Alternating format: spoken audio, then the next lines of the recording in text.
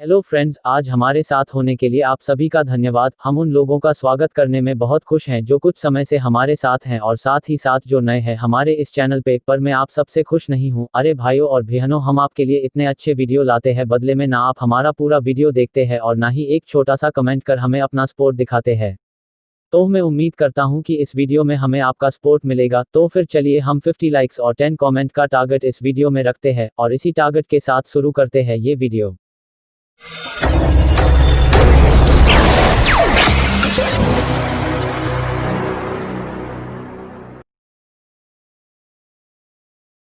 तो दोस्तों, इस वीडियो में हम इन 5 चीजों के बारे में बताएंगे।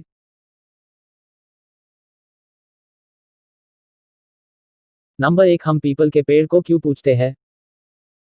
तो दोस्तों, किसी चीज को हम मान सम्मान तभी देते हैं जब वो चीज हमारे लिए बहुत उपयोगी हो। तो फिर चलिए जानते हैं पीपल के पेड़ के फायदे।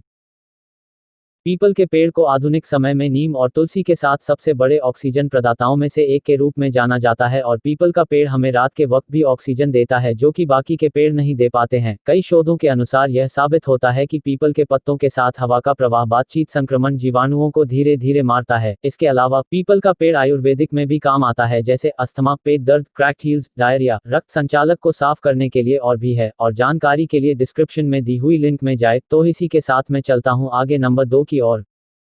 नंबर 2, हमें शाम को नाखून नहीं काटने चाहिए।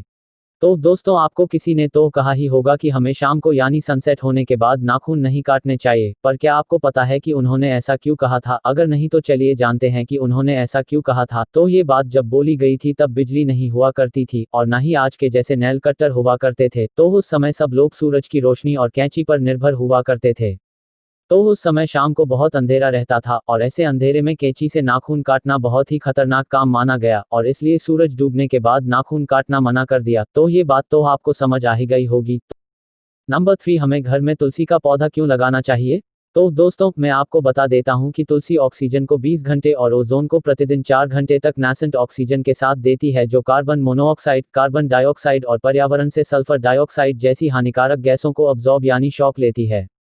और हाँ, मैं आपको बता देना चाहता हूं कि तुलसी जो 4 घंटे ओजोन निकालती हैं, वो ओजोन कोरोना वायरस को मारने की क्षमता रखता है। मतलब कि तुलसी को घर में रखने से कोरोना वायरस कभी भी हवा की वजह से नहीं फैल सकता। यदि आपको मेरे में विश्वास नहीं है तो नीचे दिए गए लिंक पर जाएं और वहां पे आपको और जानकारी मिल जाएगी कि किस तरह से ओजोन कोरोना वायरस को मार सकता है। इसी के साथ जानते हैं कुछ और तुलसी के बारे में। नंबर 4, हमें तुलसी के पत्ते को चबाना नहीं चाहिए। यह बात तो आपको किसी ना किसी ने तो कही होगी कि हमें तुलसी के पत्ते को खाना नहीं चाहिए, हमें उसको डायरेक्ट निगलना चाहिए। पर क्या आपको पता है कि इसके पीछे भी एक बहुत बड़ा साइंस है? तो फिर चलिए जानते हैं उस साइंस को। तो यह बात तो आपको पता ही होगी कि तुलसी के पत्तों में बहुत सारे विटामिन और मिनरल्स होते हैं जो कि हमारे शरीर के लिए फायदेमंद होते हैं, जिसके कारण हमें तुलसी रोज खानी चाहिए। पर मैं आपको बता देता हूं कि इन मिनरल्स में से एक मिनरल मर्क्यूरी और आयरन भी होते हैं जो तुलसी को चबाने के वक्त मुंह में ही निकल जाता है, जो कि आपके दांतों के लिए अच्छा नहीं होता। पर तुलसी को निगलने से भी कई सारे फायदे होते हैं, इसलिए हमारे पूर्वजों ने कहा कि हमें तुलसी को निगलना चाहिए, ना कि चबाना चाहिए। तो फिर चलिए हम भी तुलसी को निगल के बढ़ते हैं आगे। लेकिन उससे पहले अगर आपने अभी तक हमारे इस वीडियो को लाइक करके चैनल को सब्सक्राइब नहीं किया है तो किसका इंतजार कर रहे हो? जल्दी से एक लाइक देकर चैनल को सब्सक्राइब कर दो ताकि आपका सपोर्ट हमें मिलता रहे और हम आपके लिए और भी ऐसे वीडियो लाए। तो मैं उम्मीद करता हूं कि आपने इस वीडियो को लाइक कर दिया होगा। तो उसी उम्मीद के साथ बढ़ते हैं आगे नंबर 5 की ओर। नंबर 5, योगा और ध्यान लगाने का क्या फायदा है। तो मैंने आपको अपने हर एक वीडियो में एक बात तो कही है कि हमें रोज 30 मिनट योगा और 10 मिनट ध्यान यानी मेडिटेशन करना चाहिए। पर क्या आपको पता है कि इसके कितने फायदे हैं? तो चलिए जानते हैं कि इनके कितने फायदे हैं। तो दोस्तों, जानते हैं उनके फायदे। तो योगा और मेडिटेशन तनाव और चिंता को दूर करने में भी सहायता करता है, साथ ही आपको आराम से रहने में मदद करता है। योगा और मेडिटेशन एक ऊर्जा का स्रोत है, क्योंकि योग करने से हमारे शरीर को ऊर्जा मिलती है, जिससे जिससे हमारा शरीर स्वस्थ और मस्तिष्क शांत होता है।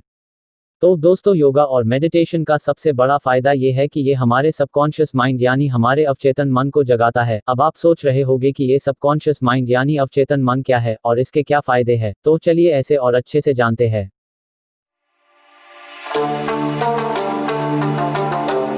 तो दोस्तों आपका सबकॉन्शियस माइंड यानी अवचेतन मन हर समय जागा हुआ रहता है और ये हर समय अपने आप को अपग्रेड करता रहता है और ये आपके पूरे लाइफ टाइम में 95% यही सबकॉन्शियस माइंड चलाता है। और ये सबकॉन्शियस माइंड कैसा होगा, ये आपके थॉट यानी विचारों पे आधारित होता है। इसीलिए कहते हैं कि कभी किसी का बुरा नहीं सोचना चाहिए।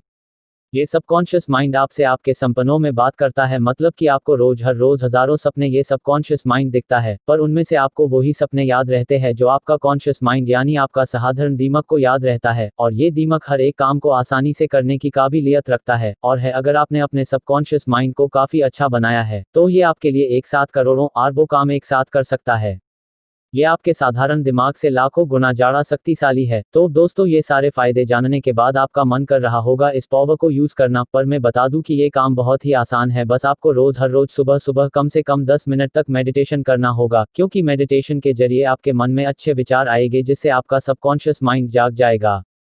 पर उस रोज अच्छा बनाने के लिए आपको मेडिटेशन करना पड़ेगा और अपनी सेहत अच्छी बनाने के लिए आपको रोज योगा करना चाहिए। तो दोस्तों आखिर में यही कहूंगा कि वीडियो अच्छा लगा हो तो वीडियो को लाइक कर दो यार, और चैनल को सब्सक्राइब कर दो ताकि हम और भी ऐसे वीडियो आपके लिए लाए। और हाँ जाना नहीं तो हमारा आज का टारगेट ही पूरा कर देना। तो दोस्तों मिलते हैं अगले वीडियो में।